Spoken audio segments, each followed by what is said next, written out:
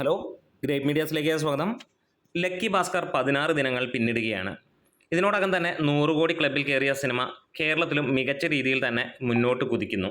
ഇന്ന് വെള്ളിയാഴ്ചയാണ്. സ്വാഭാവികമായി കളക്ഷൻ കൂടുമെന്നുള്ള പ്രതീക്ഷയുണ്ടെങ്കിൽ ഇന്നലത്തേക്കാളും നേർത്ത ഒരു കളക്ഷൻ കൂടുതൽ മാത്രമാണ് നമുക്ക് കാണാനുള്ളത്. ഇതുവരെ 246ഓളം ഷോകൾ ട്രാക്ക് ചെയ്തപ്പോൾ 10,000-ന് മുകളിലുള്ള ജനങ്ങളാണ് സിനിമ കണ്ടിരിക്കുന്നത്.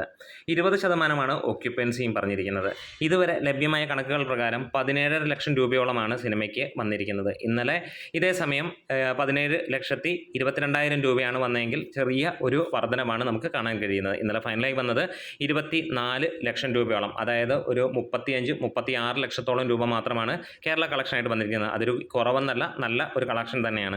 ഇന്നും സമാനമായ രീതിയിൽ തന്നെ ആ ഒരു കളക്ഷൻ ഉണ്ടാകും. ഇന്ന് പ്രതീക്ഷിക്കുന്നത് ഏകദേശം 25 ലക്ഷം രൂപയോളം ആയിരിക്കും എന്നുള്ളത്. അതായത് 35, 38, 40 ആ റേഞ്ചിലായിരിക്കും ഇന്നത്തെയും കളക്ഷൻ. ഇതിനോടകം തന്നെ 18.5 കോടിയാണ് കേരളത്തിൽ നിന്ന് കളക്ഷൻ നേടിയിരിക്കുന്നത്. ഇന്നത്തേതോടു കൂടി തന്നെ നമുക്ക് 19 കോടി ആ റേഞ്ചിലേക്ക് എത്തും. ശനി ഞായറോടെ ഒരുപക്ഷെ സിനിമ 20 കോടിക്ക് മുകളിലേക്ക് എത്തും എന്നുള്ള, ഒരു പക്ഷേ അല്ല, തീർച്ചയായും എത്തുമെന്നുള്ളതാണ്.